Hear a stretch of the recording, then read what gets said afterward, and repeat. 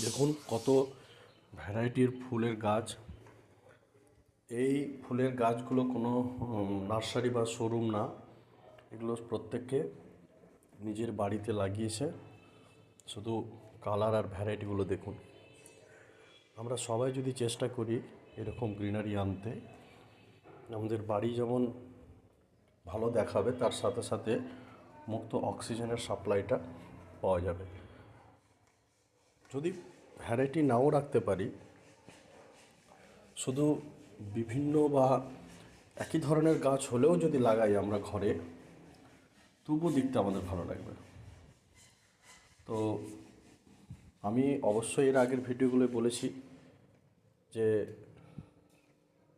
গাছ লাগান, পরিবেশ প্রকৃতিকে বাঁচান, মানুষ বাঁচবে, বিভিন্ন জীব বাঁচবে, প্রাণী বাঁচবে।